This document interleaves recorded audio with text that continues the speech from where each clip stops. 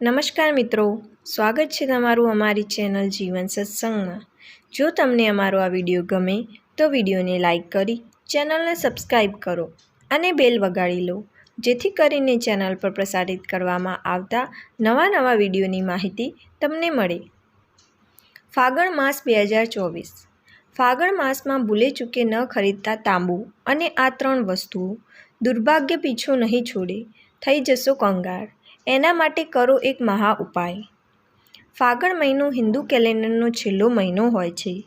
ત્યારબાદ ચૈત્ર મહિનાની હિન્દુ નવા વર્ષની શરૂઆત થાય છે।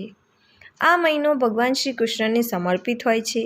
ધાર્મિક માન્યતાઓ અનુસાર આ મહિનામાં જે વ્યક્તિ ભગવાન કૃષ્ણની વિધિવત પૂજા અર્ચના કરે છે તેની બધી મનોકામનાઓ પૂર્ણ થાય છે।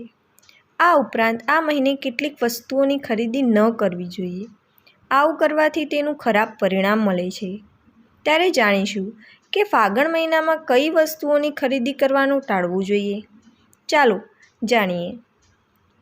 1. ફાગણ મહિનામાં ન ખરીદો તાંબાની વસ્તુઓ। ફાગણ મહિનામાં તાંબાની કોઈપણ વસ્તુ ખરીદવી શુભ માનવામાં આવતી નથી। આવું કરવાથી વ્યક્તિની કુંડળીમાં સૂર્યની સ્થિતિ નબળી થઈ શકે છે, જેથી ફાગણ મહિનામાં તાંબુ કે તાંબા સાથે સંબંધિત કોઈપણ વસ્તુઓ ખરીદવાનું ટાળવું જોઈએ। 2. ફાગણ મહિનામાં ન ખરીદો કાચની વસ્તુઓ।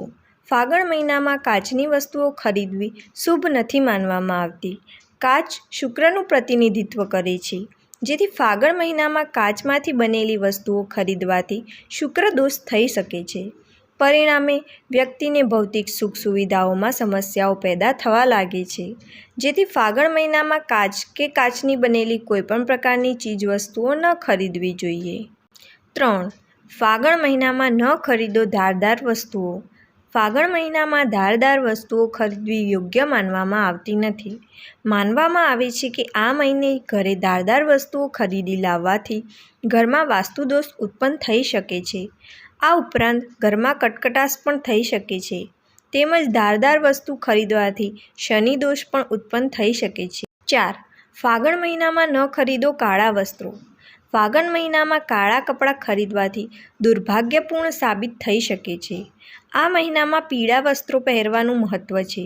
પીળો કલર સકારાત્મક ઉર્જાનું પ્રતિનિધિત્વ કરે છે, જેથી આ મહિને કાળા કપડાં ખરીદવાનું ટાળવું જોઈએ, જેને અશુભ માનવામાં આવે છે અને તેના પરિણામો પણ અશુભ જ પ્રાપ્ત થાય છે।